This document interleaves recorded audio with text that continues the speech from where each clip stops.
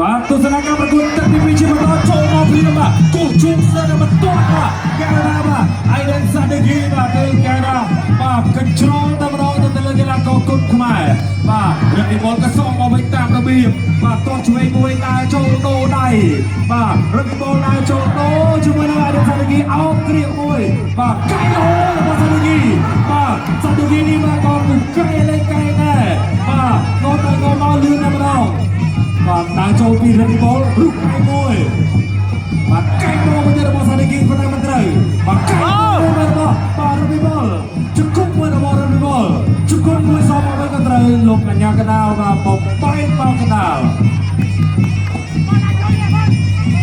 ជង្គង់មួយរបស់រឹកពីបលកៃមួយរបស់រឹកពីបលបាទប្រយ័ត្នប្រយែងបាទប្រយ័ត្នកៃពីក្រោយមិនជាបញ្ហា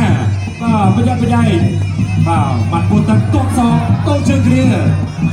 បាទចូលជង្គង់របស់រឹកពីបលអៃដិនសាដេគីបាទរុកកៃមួយរបស់រឹកពីបលបាទពីបលកាត់គ្រាដើម្បីលេងជង្គង់បានមួយជង្គង់ក៏ត្រូវលោកកញ្ញាកណ្ដាលបាទបំបែកមកកណ្ដាលសាជាថ្មីបាទចូលធាក់មួយរបស់រឹកពីបលបាទទាត់ជើងក្រោមរបស់អៃដិនសាដេគីកែងអូបាទចង់ត្រូវដែរបណ្ដាបណ្ដៃបាទបន្តការប្រកួតបានបាទប្រកាសប្រយែង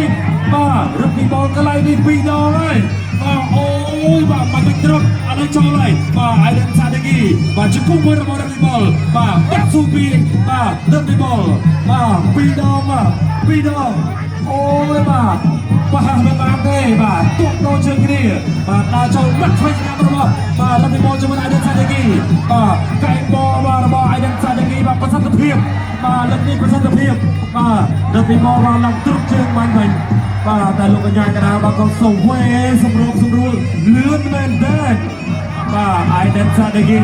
បាទចាប់ទុនបន្តិចបន្តែមិនអីនៅតែរក្សាបានខោរបស់រឹកពីបលអូយបាទ50វិនាទីចុងក្រោយ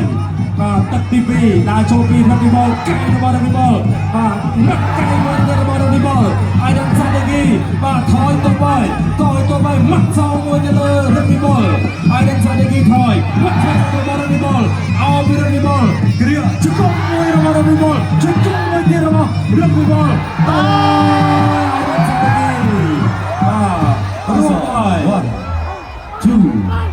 3 4 5 6 7